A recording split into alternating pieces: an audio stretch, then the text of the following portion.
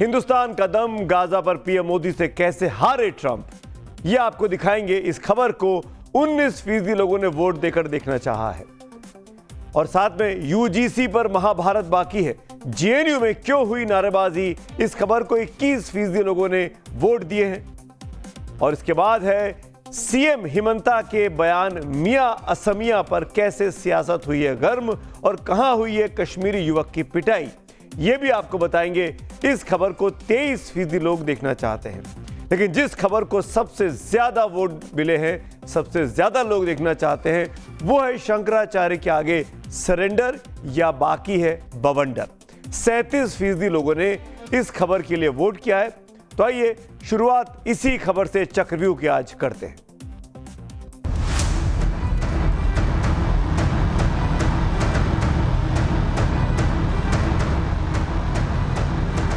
ये तो लड़ाई शुरू कर दिया उन्होंने, हमने तो किया नहीं।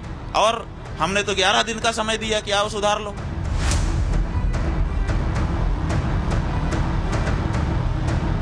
ऐसे तमाम कालनेमी होंगे जो धर्म की आड़ में सनातन धर्म को कमजोर करने की साजिश रच रहे होंगे।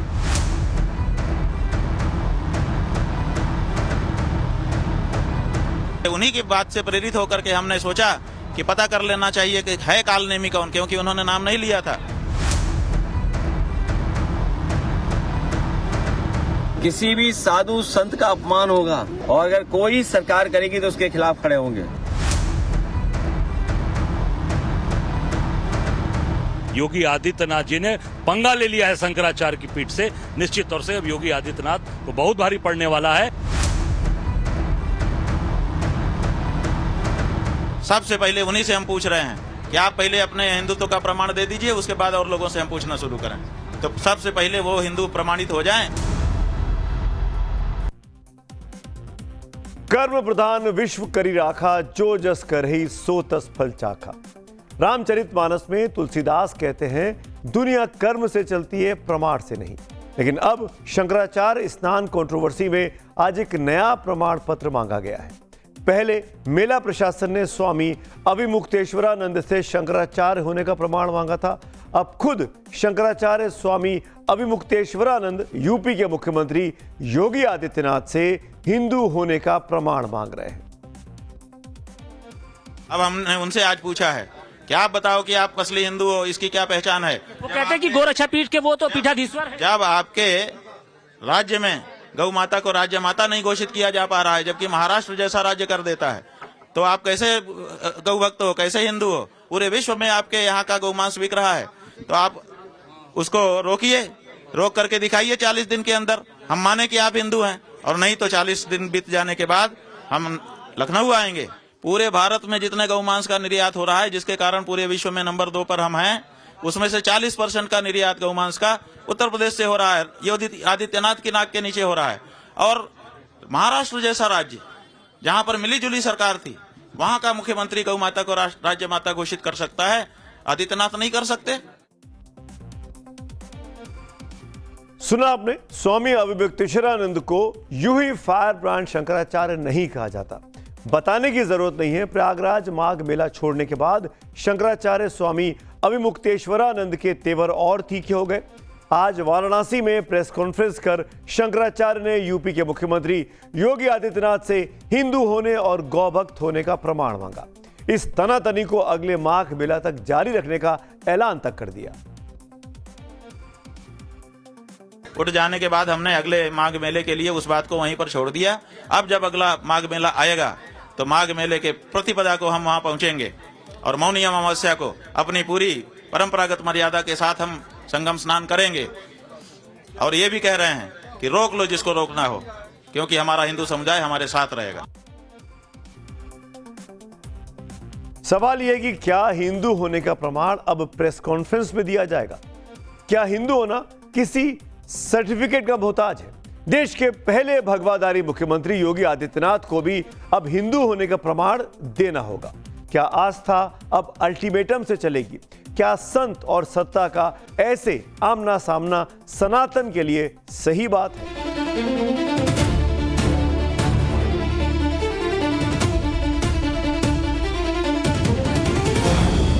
कालनेमी। ऐसे तमाम कालनेमी होंगे जो धर्म की आड़ में सनातन धर्म को कमजोर करने की साजिश रच रहे होंगे। शुक्राचार्य। शंकराचार्य जी को शंकराचार्य ही रहना चाहिए, शुक्राचार्य नहीं बनना चाहिए। भगवान शंकराचार्य जी। भगवान शंकराचार्य जी के चरणों में प्रार्थना करता हूँ। सनातन का अपमान। सरकार जो है सनातन धर्म का अपमान कर रही है। अब मुख्यमंत्री योगी आदित्यनाथ को सीधा चैलेंज। नहीं जाने का उन कौन सी सत्ताएं आई, लेकिन किसी ने भी ये हिम्मत नहीं की थी कि वो किसी शंकराचार्य से पूछे कि तुम प्रमाणित करो कि तुम शंकराचार्य हो। ये आदित्यनाथ योगी ने किया। प्रयागराज में माघ मेला आज भी चल रहा है, 15 फरवरी तक चलेगा। माघी पूर्णिमा और महाशिवरात्रि का शाही स्नान अभी भी बचा हुआ है, लेकिन उससे पहले ही शंकराचार्य अवमुक्तेश्वरानंद माघ मेला छोड़कर चले गए। माघ मेला छोड़ने से पहले से लेकर छोड़ने के बाद उनकी जुबान पर सीधे मुख्यमंत्री योगी आदित्यनाथ ही बने हुए हैं। कुछ देर बाद अवमुक्तेश्वरानंद हमारे साथ इस कार्यक्रम में भी जुड़ेंगे। उन्होंने आज जो कुछ कहा है, जो चैलेंज दिया है, उसकी इनसाइड स्टोरी खुद उन्हीं की जुबानी हम सुनना चाहेंगे। लेकिन ऐसा नहीं कि इस कंट्रोवर्सी में पहली बार प्रमाण मांगा गया है। सबसे पहले स्वामी अवमुक्तेश्वरानंद से शंकराचार्य होने का प्रमाण माघ मेला प्रशासन ने मांगा, जिसका जवाब उन्होंने खुद दे दिया। उनके वकील ने भी प्रयागराज पहुंच कर दिया और द्वारका पीठ के शंकराचार्य सदानंद सरस्वती ने भी उनकी तरफ से बयान दिया कि वो शंकराचार्य हैं। माघ मेला के दौरान सवाल पूछे गए, अवमुक्तेश्वरानंद से पूछे गए, आपको कैसे शंकराचार्य माना जाए। अब सवाल यह कि शंकराचार्य होने का फैसला कौन करता है, सरकार, कोर्ट या फिर शास्त्र। जवाब बहुत साफ है, यह फैसला न सत्ता करती है न कानून करता है। यह फैसला 1200 साल पुराने ग्रंथ मठमान्य उपनिषद में लिखा हुआ है। मठमान्य ग्रंथ को खुद आदि शंकराचार्य ने लिखा, जिसमें आदि शंकराचार्य नियम लिख गए हैं ताकि शंकराचार्य की गद्दी दबाव या राजनीति से ना तय होने पाए। ग्रंथ कहता है कि शंकराचार्य वही होगा जो वेदों का ज्ञाता होगा। शंकराचार्य के लिए 4 शर्तें तय की गई हैं। पहली शर्त है वो दंडी सन्यासी हो, यानी त्याग से आया हो, महत्वाकांक्षी नहीं हो। दूसरी शर्त वेद उपनिषद में महाविद्वान हो। तीसरी शर्त जितेंद्रिय हो, यानी क्रोध लालच जैसी जो ऐसी इंद्रियां हैं उस पर उनको काबू रखना आता हो। चौथी शर्त परिवाजरक हो, जो एक जगह जमे नहीं, आसक्ति से दूर रहे। यानी शंकराचार्य का पद त्याग, तप और ज्ञान से तय होने वाला एक पद है, सत्ता से तय होने वाला नहीं है। इसको साफ समझ जाइए। आज वाराणसी में शंकराचार्य अवमुक्तेश्वरानंद सरस्वती ने मुख्यमंत्री योगी आदित्यनाथ से हिंदू होने और गौ भक्त होने का प्रमाण मांगा। उन्हें 40 दिन का इसके लिए अल्टीमेटम भी दे दिया। बोले अगर प्रमाण नहीं दिया तो उन्हें नकली हिंदू, पाखंडी या काल नेमी वो कहेंगे। ऐसे में यह समय शंकराचार्य स्वामी अवमुक्तेश्वरानंद को फ्लैशबैक में ले जाने का भी है। अब इस वीडियो को देखिए। ये वही शंकराचार्य हैं जो गोरखनाथ मंदिर में बाबा गोरक्षनाथ के सामने शीश नवा चुके हैं, उसी गोरक्ष पीठ में जिसके अभी योगी आदित्यनाथ पीठाधीश्वर हैं। इतना ही नहीं, शंकराचार्य की एक तस्वीर योगी आदित्यनाथ के गुरु और ब्रह्मलीन महंत अवैधनाथ के साथ भी सोशल मीडिया पर इन दिनों ट्रेंड कर रही है। इसमें आदर, सम्मान और स्वीकार सब एक साथ दिखाई दे रहा है। लेकिन आज वही शंकराचार्य योगी आदित्यनाथ से हिंदू होने का प्रमाण मांग रहे हैं। वहीं अब बात करते हैं उनके दूसरे आरोप की, गौ सेवा और गौरक्षा वाले आरोप की। उत्तर प्रदेश की योगी सरकार ने पिछले कई सालों से गौ रक्षा को लेकर ठोस कदम उठाए हैं। यूपी सरकार ने गौ हत्या पर सख्त कानून लागू किया, जिसमें 10 साल तक की सजा और जुर्माने का प्रावधान है। 2017 से 2025 तक यूपी में 8300 से अधिक गौशालाएं बनाई गई हैं, जहां 14 लाख से अधिक भटकते गौवंशों को आश्रय दिया गया है। आपको नहीं लगता कि आप जिस तरीके से मुख्यमंत्री जी की नाम लेकर उनकी आलोचना करते हैं, यही सबसे बड़ा सवाल खड़ा होता है और यही चीज शंकराचार्य को कटघरे में खड़ा कर रहा है। शंकराचार्य अवमुक्तेश्वरानंद हमारे साथ जुड़ रहे हैं। अब आइए उनसे बातचीत करते हैं। मेरा पहला सवाल स्वामी जी आपसे यही है कि आपको नहीं लगता कि जिस तरीके से आप मुख्यमंत्री योगी आदित्यनाथ का नाम लेते हैं, उनकी आलोचना करते हैं, सारी दिक्कत यहीं से शुरू होती है? आप सरकार बोलने की बजाय, यूपी प्रशासन बोलने की बजाय हर बात में मुख्यमंत्री योगी आदित्यनाथ का नाम बार बार लेते हैं। अरे भाई नाम लेकर के इसलिए कर रहे हैं कि वो आदित्यनाथ योगी जो है गौ माता की रक्षा हम कर रहे हैं, वो गोरक्ष पीठ के महंत हैं, इसलिए गोरक्ष पीठ के महंत से गौरक्षा के बारे में बड़ी आशा अपेक्षा होती है किसी भी हिंदू की, और जब उसके राज्य में गौ माता की हत्या को बढ़ावा मिलता है तो अच्छा नहीं लगता है, नाम लेके इसीलिए बोलना पड़ता है। अब मुझे एक बात बताइए, अभी मुख्यमंत्री के कार्यकाल का 1 और साल पूरा बाकी है, चुनाव में 1 साल बाकी है। गौरक्षा को लेकर एक बड़ी डिमांड आज आपने कर दी है, 40 दिन का अल्टीमेटम दिया है। आपको लगता है कि 1 साल में वो आपकी डिमांड मानेंगे और गौ माता के लिए वो तमाम कदम उठाएंगे जो आप चाहते हैं? आपकी बात सुनी जाएगी क्या?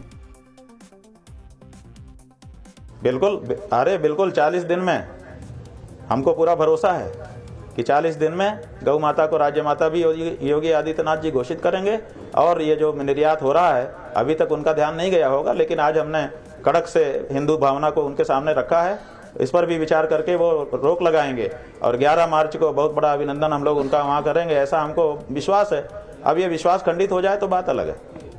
आपने आज 40 दिन का समय दिया, अभी आपने 11 मार्च की तारीख भी बता दी। क्या आपको लगता है कि मुख्यमंत्री जी आपकी बात मानेंगे? मैं इसलिए बोल रहा हूं कि मुख्यमंत्री जी तो खुद गौरक्षा करते हैं, उनके अपने गोरखपुर धाम में, मठ में कई सारी गायें पली हुई है, मैंने खुद अपनी आंखों से देखा है। अगर वो मान लेते हैं तो क्या अब आप उनको माफ कर देंगे? तमाम बैर आपके खत्म हो जाएंगे, आप उनको आशीर्वाद देंगे? गले नहीं माला पहनाएंगे, दुपट्टा उड़ाएंगे, भर पूरा हृदय खोल करके, ऐसे जैसे हनुमान जी ने खोल के दिखाया था, ऐसे ही खुले दिल से प्रशंसा करेंगे। हमारा कोई उनका जाति देश नहीं है उनसे। और अगर 40 दिन तक जो आपने तारीख तय की है 11 मार्च की, यूपी सरकार, योगी आदित्यनाथ की सरकार ने नहीं आपकी डिमांड मानी, तब फिर आप क्या करेंगे? नहीं हुआ तो आप देख ही रहे हैं, उनको कहेंगे कि ये नकली हिंदू है, कालनेमी है, इसमें कौन सी बात है?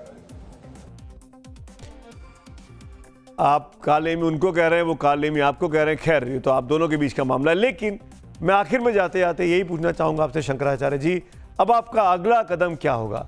आपका प्रवास काशी में ही रहेगा? आप लखनऊ जाके सरकार से मिलेंगे, दिल्ली आके सरकार से मिलेंगे? क्योंकि अगर गौवंश की हत्या पर रोक लगानी है तो ये तो केंद्र के स्तर पर कानून पास होना चाहिए ना, यहाँ भी तो बातचीत होनी चाहिए। आपका आगे का प्लान क्या है? हमारे कार्यक्रम बने रहते हैं, उसी कार्यक्रम के अनुसार हम अपना चलते रहते हैं, जहां रहते हैं वहां से अपनी बात कहते रहते हैं। मतलब अभी आपका आगे का प्लान तय नहीं है लखनऊ का या दिल्ली का। खैर स्वामी जी बहुत बहुत शुक्रिया, हमसे बात करने की धन्यवाद, आपसे बात करके अच्छा लगा, धन्यवाद। और अंत में यही कहना चाहूंगा कि असली हिंदू तो शब्दों में नहीं कर्मों में बसता है। शंकराचार्य को भी ये अब समझने की जरूरत है। राजनीति से जितना दूर रहेंगे उतना ज्यादा उनके लोगों में उनके लिए आस्था बनी रहेगी, बढ़ती रहेगी। अब बात करते हैं आज की अगली कहानी की, क्योंकि सुप्रीम कोर्ट, ये कहानी यूजीसी की है। सुप्रीम कोर्ट के कल के फैसले के बाद जिस तरह से जेएनयू में विरोध की झांकी दिखी, उससे तो यही लगता है कि अभी इस मुद्दे पर महाभारत बाकी है। सवाल यही है कि क्या यूजीसी पर महाभारत अभी और बढ़ेगी? ऐसा इसलिए क्योंकि यूजीसी के नए नियमों पर स्टे को लेकर सुप्रीम कोर्ट के कल आए फैसले के बाद भले ही सियासी पार्टियों का रिएक्शन बैलेंस हो गया हो, लेकिन इसे लेकर छात्रों का मूड कुछ और ही दिखाई दे रहा है। मैं आपको देश के 2 बड़ी यूनिवर्सिटीज कैंपस से आई 2 तस्वीरें दिखाता हूं जो सुप्रीम कोर्ट के फैसले के बाद आई है। एक तस्वीर जेएनयू की है, एक तस्वीर बीएचयू की है। JNU Delhi, BHU Varanasi. पहली तस्वीर दिल्ली के जेएनयू की है। यहां देश की सबसे बड़ी अदालत के फैसले के बाद छात्रों ने बीती शाम को नारेबाजी की, नए नियम पर रोक लगाने का सुप्रीम कोर्ट के स्टे का विरोध किया। दूसरी तस्वीर देश की राजधानी से करीब 800 किलोमीटर दूर बनारस हिंदू यूनिवर्सिटी की है। यहां पर 2 हॉस्टल के छात्रों के बीच विवाद इतना बढ़ गया कि कैंपस में पुलिस फोर्स बुलाने की नौबत आ गई। जेएनयू और बीएचयू दोनों देश की 2 टॉप यूनिवर्सिटीज हैं।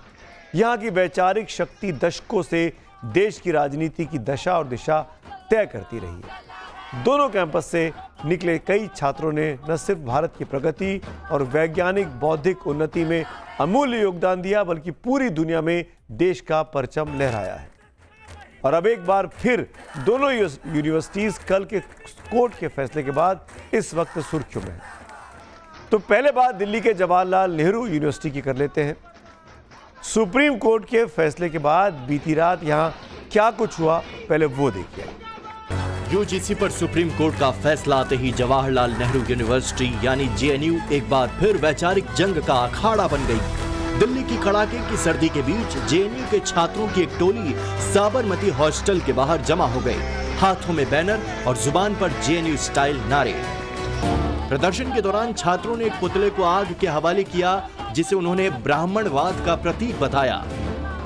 प्रदर्शनकारी छात्रों का सीधा आरोप है कि नए नियमों पर रोक लगाकर जातिगत भेदभाव के खिलाफ उठने वाली आवाजों को दबाने का प्रयास किया जा रहा है। अपने भाषणों में छात्रों ने मंडल आयोग और SC/ST एक्ट का हवाला देते हुए कहा कि नए नियम कैंपस में दलित, आदिवासी और ओबीसी के छात्रों की सुरक्षा के लिए जरूरी थे। एकेडमिक एक्सीलेंस के साथ साथ जेएनयू की एक और पहचान भी है और वो है विवादों से इसका पुराना नाता। जेएनयू के लेफ्ट छात्र संगठनों पर कभी पाकिस्तान के समर्थन में मुशायरा तो कभी भारतीय जवानों की शहादत पर जश्न मनाने का भी आरोप लग चुका है। 1980 में छात्रों के दो गुटों के बीच हिंसक झड़प के बाद यूनिवर्सिटी 46 दिनों तक तब बंद रही थी। साल 2000 में यहां पाकिस्तान के समर्थन में मुशायरे का आयोजन हुआ था। 2005 में यहां के कुछ छात्रों ने कैंपस में आए तत्कालीन प्रधानमंत्री मनमोहन सिंह को काले झंडे दिखाए थे। छात्रों की नाराजगी मनमोहन सरकार की आर्थिक नीतियों को लेकर थी। वहीं 2010 में नक्सली हमले में जवानों की शहादत पर कैंपस में जश्न मनाने के भी गंभीर आरोप लगाए गए। 2014 में महिषासुर बलिदान दिवस यहां पर मनाया गया। 2016 में जेएनयू कैंपस में देश विरोधी नारेबाजी के आरोप इन पर लगे। 2019 में फीस बढ़ोतरी को लेकर यूनिवर्सिटी में भारी बवाल मचा। तो 2020 में एक्ट्रेस दीपिका पादुकोण के कार्यक्रम पर भी विवाद हो गया था कि वहां पर देश विरोधी बातें हो रही थी। 2020 में नकाबपोशों ने हॉस्टल में हमला किया था। 2024 में फिल्म द साबरमती रिपोर्ट की स्क्रीनिंग के विरोध में छात्रों के दो धड़ों में जमकर बवाल हुआ। पत्थर तक उस वक्त चले थे। इधर बनारस के बीएचयू कैंपस में भी कल छात्रों के दो गुटों में जमकर मारपीट हुई। बताया जा रहा है कि जातिगत टिप्पणी और पुरानी रंजिश को लेकर छात्रों के दो गुटों में मारपीट हो गई। पिटाई में एक छात्र पीयूष तिवारी घायल हो गए और उसके बाद बिरला और रुइया हॉस्टल के छात्रों के बीच लाठी, डंडे और पत्थरबाजी हुई। हालात जब बेकाबू हो गए तो कैंपस में पुलिस फोर्स को बुलाना पड़ा और देखते ही देखते बीएचयू कैंपस पुलिस छावनी में तब्दील हो गया। कैंपस में आज एक बड़ा मार्च निकाला गया था यूजीसी बिल को लेकर और उसी दरमियान छात्रों के दो गुट आपने भिड़ गए और आप तस्वीरों में देखिए कि जो पुलिस के आला अधिकारी हैं वो इस वक्त यहाँ पर मौजूद हैं। डीसीपी गौरव बंसवाल जी हैं, हम उनसे बात करने की कोशिश करेंगे कि सर किस तरीके की घटना हुई है यहाँ पर। देखिए, अभी ये छात्रों के बीच में आपसी विवाद हुआ है। तो ये रुइया हॉस्टल और बिरला हॉस्टल के लड़कों के आपस में झगड़ा हुआ है। उसी को लेकर थोड़ा तनावपूर्ण माहौल था। आपस में कोई वाद विवाद हो गया था किसी बात को लेकर के। और इसमें जो शिकायत प्राप्त हो रही है कि कुछ यहाँ पे बदमाश टाइप के लड़के हैं जो यहाँ पे रह रहे हैं। कुछ निष्कासित छात्र हैं, उनकी ओर से ये इस घटना को अंजाम दिया गया। ऐसी शिकायत प्राप्त हो रही है। जिसको चोट लगी है लड़का वो बता रहा है कि यहाँ पे कुछ ऐसे लोग हैं जो बाहर के हैं और वो यहाँ रह रहे हैं। तो उन्हीं को लेकर के अब यहाँ पे दबिश दी जाएगी। पुलिस प्रशासन की ओर से मामला भले ही पुरानी रंजिश का बताया जा रहा हो, लेकिन हंगामे और बवाल की टाइमिंग पर सवाल जरूर उठ रहे हैं। यूजीसी के नए रेगुलेशंस को वापस लेने की मांग को लेकर यहां के छात्र भी पिछले कई दिनों से प्रदर्शन कर रहे थे और जैसे ही सुप्रीम कोर्ट का फैसला आया, कैंपस के हालात तनावपूर्ण हो गए। आपको एक बात याद दिला दें कि कल शाम को 6:57 पर हम अपने चक्रव्यूह स्पेशल में पूरा डिटेल कवरेज करेंगे। आखिर ये यूजीसी विवाद की एबीसी क्या है, पूरा विवाद क्या था, क्यों है और कैसे इसको सुलझाया जा सकता है। ऐसे कुछ महत्वपूर्ण रिपोर्ट लेकर कल शाम हम आपके सामने जरूर हाजिर होंगे। डिटेल रिपोर्ट आप देखिएगा। यूजीसी इक्विटी रेगुलेशन 2026 पर सुप्रीम कोर्ट ने अगले आदेश तक रोक लगाई है। अभी 2012 के ही नियम लागू है। 19 मार्च को अगली सुनवाई की तारीख तय है। गुरुवार को सुनवाई के दौरान सुप्रीम कोर्ट ने कहा था कि आजादी के 75 वर्ष बाद भी अगर हम जातिहीन समाज की दिशा में आगे नहीं बढ़ पा रहे हैं तो ये बेहद चिंताजनक है। साथ ही कोर्ट ने यह भी सवाल उठाया कि क्या हमने अब तक जो संवैधानिक उपलब्धियां हासिल की हैं, हम उन्हें उल्टी दिशा में ले जा रहे हैं। देश की सबसे बड़ी अदालत की यह टिप्पणी हर भारतीय को जरूर याद रखनी चाहिए, क्योंकि सवाल देश की एकता का है और इसे बनाए रखना हर भारतीय का कर्तव्य भी है। यूजीसी पर जैसा कि मैंने आपको कहा, फिर से याद दूं, कल शाम शनिवार शाम 6:57 पर चक्रव्यूह स्पेशल में पूरी डिटेल रिपोर्ट आपको दिखाएंगे। यूजीसी की एबीसी जरूर देखिएगा। अब बात असम के सीएम हेमंत बिस्व शर्मा के बयान पर मचे घमासान की करते हैं। কিন্তু মিয়াকেতো কষ্ট দিব গৈছিল নহয়, গতিকে যোনে যেনেকে পাৰে মিয়া কষ্ট দিয়ক না, আপুনিও দিয়ক না। ৰিক্সাত উঠিলে 5 টকা ভাড়া হলে 4 টকা দিয়ক। बांग्लादेश से जो लोग आए हैं वो लोग अपने आप को ही मियाँ बोलते हैं।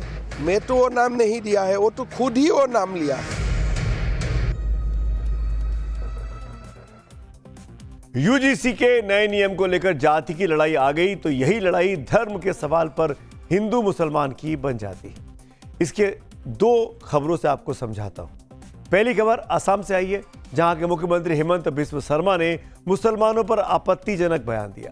वहीं दूसरी खबर उत्तराखंड से है, जहां कश्मीर से आए मुसलमानों की पिटाई हो रही। पहले आपको असम लिए चलते हैं। वहां कुछ महीनों बाद ही चुनाव है। क्या इसीलिए हिंदू मुसलमान वाला तनाव फैलाया जा रहा है? असम के मुख्यमंत्री हिमंता बिस्व शर्मा ने मुसलमानों को लेकर क्या कहा, पहले उसको सुन लीजिए। কিন্তু মিয়াকেতো কষ্ট দিব গৈছিল নহয়, গতিকে যোনে যেনেকে পাৰে মিয়া কষ্ট দিয়ক না, আপুনিও দিয়ক না। ৰিক্সাত উঠিলে 5 টকা ভাড়া হলে 4 টকা দি দিব। কষ্ট খালেহে অসমৰ পৰা যাব। ৰাতিটো 9টাত গৈছিলে, মইতো কওঁ মিয়াক কষ্ট দিব ৰাতি 12টাতো যাওক ক'ৰবাত যাব খুজিলে। এইবিলাক কোনো ইস্যু টিস্যু নহয়। हेमंत बिस्व शर्मा कह रहे हैं कि वो ये तरकीब असम के लोगों को, घुसपैठियों को भगाने के लिए दे रहे हैं। उनकी दलील है कि अगर मियां मुसलमान यानी उनके हिसाब से बांग्लादेश मुसलमानों को परेशान किया जाएगा तो वो खुद ब खुद असम छोड़कर वापस लौट जाएंगे, भाग जाएंगे। मुख्यमंत्री जी की एक नायाब नुस्खा घुसपैठ खत्म करने का उन्होंने निकाला है। इस कहानी में मियां शब्द पर सवाल है। क्या मियां और मियां इन दो शब्दों में फर्क है? पहले वो समझ लेते हैं। दरअसल मियां असम में इस्तेमाल होने वाला शब्द है, जबकि मियां फारसी या उर्दू का शब्द है। मियां बांग्ला भाषी मुसलमानों के लिए इस्तेमाल होता है, जबकि मियां सज्जन, श्रीमान ऐसे जो उद्बोधन होते हैं वहां पर इसका इस्तेमाल आदर सूचक शब्द के तौर पर होता है। मियां बांग्लादेशी मूल के मुसलमानों का प्रतीक है, जबकि मियां हिंदी और उर्दू में बोला जाता है। अब मियां और मियां शब्द का फर्क अपनी जगह है, लेकिन बात मुसलमानों से जुड़ जाती है। इस पर विपक्षी दलों ने सुप्रीम कोर्ट से संज्ञान लेने की अपील कर दी। पता नहीं वो किस प्रकार के मुख्यमंत्री हैं। मैं तो ये कहूँगा ऐसे व्यक्ति को तो मुख्यमंत्री होना ही नहीं चाहिए इस देश के अंदर, जो समाज को तोड़ने की बात करे और देश को तोड़ने की। कहाँ चले जाएं और क्या भाषा बोल रहे हैं? सुप्रीम कोर्ट को संज्ञान लेना चाहिए कि एक संवैधानिक पद पे बैठा हुआ व्यक्ति इस प्रकार की अनर्गल भाषा का अगर प्रयोग कर रहा है तो देश के अंदर अलगाववाद की भावना को पनपने का काम करेंगे। असम की चुनावी राजनीति में मुस्लिम वोट की काफी अहम भूमिका है। अब वो गणित समझ लेते हैं। 2011 की जनगणना के मुताबिक असम में मुस्लिम आबादी 34% से भी ज्यादा है, 34.22। जम्मू और कश्मीर के केंद्र शासित प्रदेश बनने के बाद प्रतिशत के हिसाब से असम देश में सबसे अधिक मुस्लिम आबादी वाला राज्य बन चुका है। आज असम के 35 में से 11 जिलों में मुस्लिम आबादी बहुसंख्यक है। इसीलिए चुनावों में अगर धर्म के नाम पर ध्रुवीकरण हुआ तब बात हिंदू वर्सेस मुसलमान हो जाएगी, और वैसी स्थिति में 65 बनाम 35 की लड़ाई में बाजी 65% के हाथों में आ जाएगी।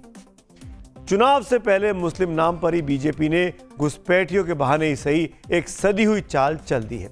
आज गृह मंत्री अमित शाह भी डिब्रूगढ़ में थे और उनके भाषण से साफ था कि बीजेपी असम के लोगों से तीसरी बार सत्ता का मौका जिन मुद्दों पर मांग रही है उनमें घुसपैठियों का सवाल सबसे अहम है। असम में घुसपैठ होना चाहिए क्या? अरे जोर से बोलो, होना चाहिए क्या? एक कांग्रेस पार्टी ने असम को घुसपैठ कर अपनी वोट बैंक की राजनीति से सत्ता प्राप्त करने का घुसपैठियों के माध्यम से एक हथियार बनाया था। मैं बधाई देना चाहता हूं भाजपा सरकार को, असम की, और हमारे मुख्यमंत्री को कि ये डेमोग्राफी बदलने का सिलसिला उन्होंने बंद कर दिया। मैं आज आसाम की दूसरी राजधानी की भूमि पर वादा कर कर जाता हूं, हेमंत जी के नेतृत्व में यहां पर तीसरी बार भाजपा सरकार बना दो, एक एक घुसपैठियों को चुन चुन कर आसाम के बाहर हम निकालेंगे। जब मियां बनाम मियां पर विवाद बढ़ा तो हेमंत बिस्व शर्मा की सफाई भी आई, लेकिन उसमें सफाई से ज्यादा अपने बयान का नए तरीके से समर्थन ही था। बांग्लादेश से जो लोग आए हैं वो लोग अपने आप को ही मियाँ बोलते हैं। मैं तो वो नाम नहीं दिया है, वो तो खुद ही वो नाम लिया है। वही लोग खुद बोला है कि हमें मियाँ बोलिए। मियाँ कविता लिखा है, मियाँ पोएम लिखा है, ये नाम थोड़े मैंने दिया हूँ। तो चक्रव्यूह में अभी आपने हेमंत बिस्व शर्मा को देखा, अब चक्रव्यूह में बात ट्रंप की करते हैं, जो पीएम नरेंद्र मोदी के कूटनीतिक चक्रव्यूह में बुरी तरीके से फंस चुके हैं।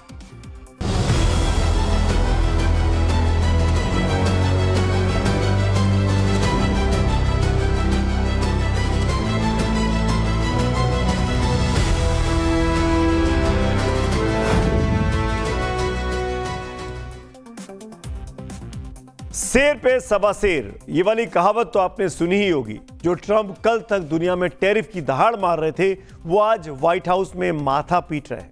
अब इन 3 तस्वीरों को देखिए, जिसमें ट्रंप बीच में फंसे हुए दिखाई देंगे। एक तरफ पीएम मोदी ने ट्रंप को घेर लिया है, तो दूसरी तरफ खामेनेई ने अमेरिका की तबाही का फाइनल प्रिंट भी रिलीज कर दिया है।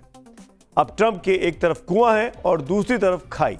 कैसे पीएम मोदी ने कूटनीतिक के चक्रव्यूह में ट्रंप को फंसा दिया है, यह आगे आपको विस्तार से बताऊंगा। लेकिन पहले बात ईरान और अमेरिका के बीच के तनाव की कर लेते हैं। ईरान और अमेरिका के बीच तनाव से दुनिया की टेंशन बढ़ चुकी है।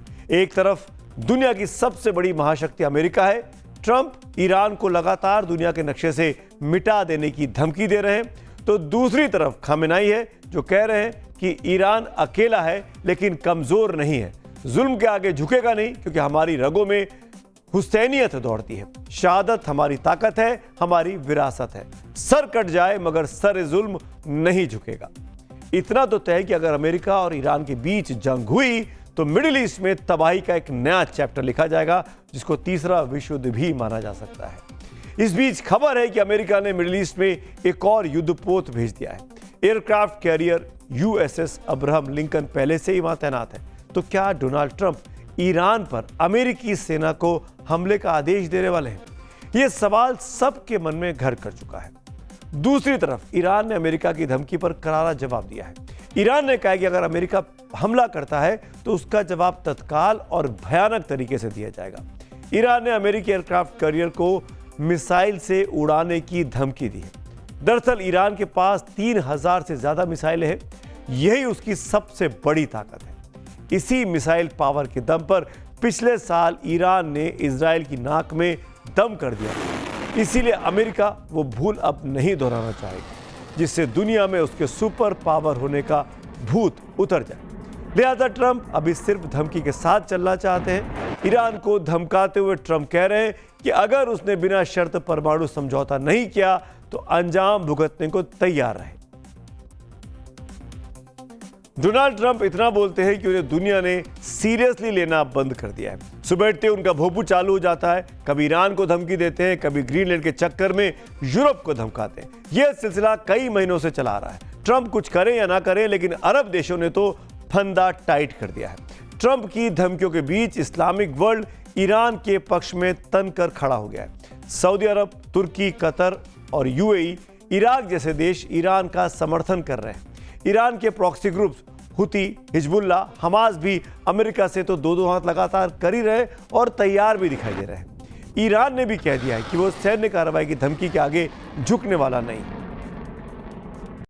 धमकी देने के मामले में मैं समझता हूं कि दुनिया में कोई दूसरा देश ऐसा नहीं होगा जो ईरान का मुकाबला कर पाए।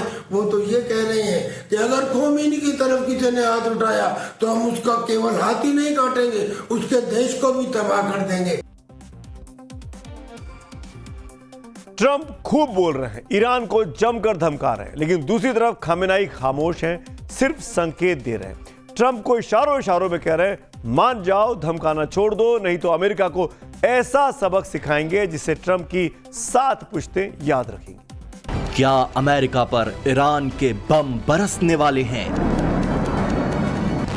क्या खामेनेई ने ट्रंप को मुंह तोड़ जवाब देने का फैसला कर लिया है? क्या ईरान की तूफानी मिसाइलों को अब सिर्फ आदेश का इंतजार है? क्या अब वो होने वाला है जो दुनिया ने अब तक नहीं देखा? ईरान और अमेरिका के बीच तनाव अब महायुद्ध के मुहाने तक पहुंच चुका है। अब तो खामेनेई ने अमेरिका के खात्मे का ट्रिगर भी दबा दिया है। किसी भी वक्त ईरान अमेरिका पर बारूदी बारिश कर सकता है, इसके संकेत भी मिलने लगे हैं। ये वीडियो ईरान के कोम शहर में स्थित जामकरन मस्जिद का है, जहां कल ईरान के सुप्रीम लीडर खामेनेई नमाज अदा करने पहुंचे। जामकरन मस्जिद शिया मुस्लिमों का प्रमुख तीर्थ स्थल है।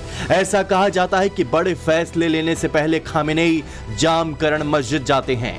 शिया इस्लामी शासन में जामकरन मस्जिद से बड़ा निर्णय लेने की परंपरा है, इसलिए ऐसा माना जा रहा है कि खामेनेई अब अमेरिका को सबक सिखाने का फाइनल फैसला ले चुके हैं। 2025 में भी कुछ ऐसा ही हुआ था। इजराइल पर हमलों से पहले जामकरन मस्जिद में लाल झंडा फहराया गया था। इसके बाद ईरान की मिसाइल पावर ने इजराइल के कई शहरों में कोहराम मचा दिया था।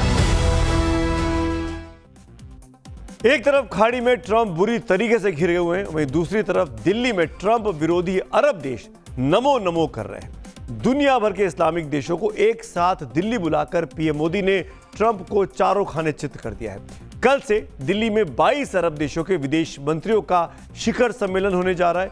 ये बैठक भारत अरब संबंधों को नई दिशा देने, व्यापार, ऊर्जा और सांस्कृतिक सहयोग को मजबूती देने का मास्टर स्ट्रोक साबित होगी। दुनिया भर की निगाहें दिल्ली के भारत मंडपम पर लग गई हैं, जो इस बैठक के लिए पूरी तरीके से तैयार है। पहले भारत ईयू के बीच मदर ऑफ ऑल डील्स हुई और अब अरब देशों के साथ ये नई डील, यानी एक हफ्ते के अंदर पीएम मोदी ने ट्रंप को दूसरा झटका देने का मन बना लिया है। इतना ही नहीं, गाजा में शांति दूत बनने का जो चक्रव्यूह ट्रंप ने रचा था, उसमें वो खुद ही फंस गए। गाजा बोर्ड ऑफ पीस के लिए अमेरिका ने लगभग 60 देशों को आमंत्रण भेजा था। इसमें भारत भी शामिल था, लेकिन शामिल सिर्फ 25 देश हुए, जिसमें अमेरिका का पिछलग्गू पाकिस्तान भी शामिल था। ज्यादातर दुनिया के देशों को नौटंकीबाज ट्रंप पर बिल्कुल भरोसा नहीं है। अमेरिका शांति के लिए आग लगाने के लिए फेमस हो चुका है। दुनिया देख चुकी है इराक, कुवैत, गाजा, सीरिया में अमेरिका के ने क्या किया। जब यही अमेरिका शांति की बात करेगा तो दुनिया भला कैसे भरोसा करेगी। अब दिल्ली में जुटे अरब देश पीएम मोदी की तरफ उम्मीद की टकटकी लगाए बैठे हैं। फिलिस्तीन की विदेश मंत्री को उम्मीद है कि भारत ही वो देश है जिसकी कोशिश से गाजा में शांति लाई जा सकती है। अब बात करते हैं आज की अगली स्टोरी की ओर, जो कि एनसीपी को लेकर है।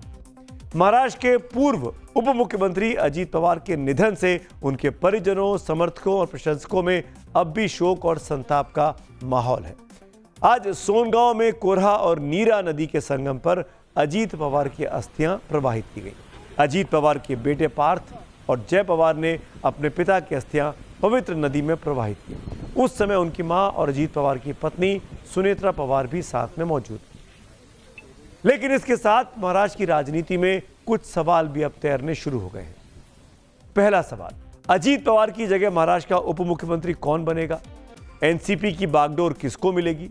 बारामती सीट से अजीत पवार की जगह विधानसभा का उपचुनाव कौन लड़ेगा? क्या फडणवीस सरकार में अजीत पवार वाली सारी मिनिस्ट्री एनसीपी के नेताओं को ही मिलेगी? और क्या अजीत पवार और उनके चाचा शरद पवार की एनसीपी का आपस में मर्जर होगा, विलय होगा? इन 5 सवालों के जवाब पर अजीत पवार के पूरे परिवार की राजनीति भी अब घूम रही है और बहुत हद तक महाराष्ट्र की राजनीति भी। एनसीपी के वरिष्ठ नेता एकनाथ खड़से की बातों को डिकोड करें तो लगता है कि दोनों पार्टियों का कुछ समय बाद विलय तय है। देखिए, मर्जर की बातें तो कई दिन से चल रही थी और 3-4 महीने में इसकी बातें अजय दादा और सभी नेताओं के साथ हुई भी थी और उसमें करीब करीब ये तय हो गया कि मर्जर करना है। मर्जर करने के पहले ये भी तय हुआ कि अभी जो लोकल बॉडी इलेक्शन हुए वो चल रहे हैं, ये लोकल बॉडी इलेक्शन में घड़ी से लेकर हम लोग लड़ेंगे, ऐसा तुतारी का कहना था, मतलब शरद पवार को।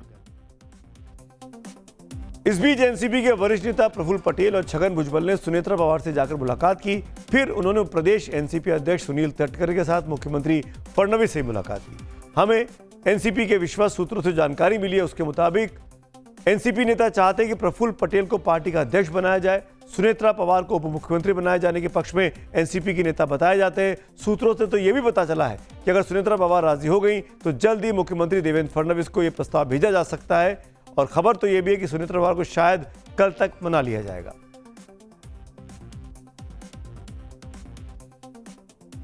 छगन भुजबल को सुनते हैं। टेंटेटिव्हली असं ठरलं होतं की उद्या मीटिंग घेऊन सीएलपीची सुनेत्राताईंचे जे आहे नाव आपण सीएलपी लीडर म्हणून फायनल करायचं। राजेश टोपे जी ने जो कहा कि दोनों एनसीपी के एकत्र आने की बात, एक होने की बात, वो सच बात है। इनकी बैठक हुई थी और एक होने की बात चल रही थी। कांग्रेस के कुछ नेताओं को शक है कि जो एक्सीडेंट हुआ उसके पीछे कहीं कोई गलत मंशा तो नहीं थी। खैर, कार्यक्रम के आखिर में आ गया हूं। पब्लिक व्यू का वक्त है। पब्लिक क्या कह रही है आज की बड़ी कहानियों पर, पहले वो देख लेते हैं। राघव कृष्ण का हमारे पास ट्वीट आया है। जो सनातन के आगे झुका है उसका कद बड़ा है। शंकराचार्य सनातन का सर्वोच्च पद है, उनके आगे अगर यूपी सरकार झुकती भी है तो इसमें कोई बुराई नहीं है। जागेश कौरव हमारे रेगुलर व्यूवर हैं, वो लिखते हैं जनहित के लिए सकारात्मक विरोध का स्वागत होना चाहिए। लोकतंत्र में अपने पक्ष को रखने के लिए देश के प्रति सकारात्मकता का भाव अति आवश्यक है। जितेंद्र सिंह एक और ट्वीट, दुनिया की टॉप यूनिवर्सिटीज में भारत के विश्वविद्यालय नहीं दिखते। बीएचयू हो या जेएनयू, कहीं ना कहीं हमारे विश्वविद्यालय भी राजनीति का अखाड़ा बन गए। For more of such videos, do like, share and subscribe to ET Now Swadesh.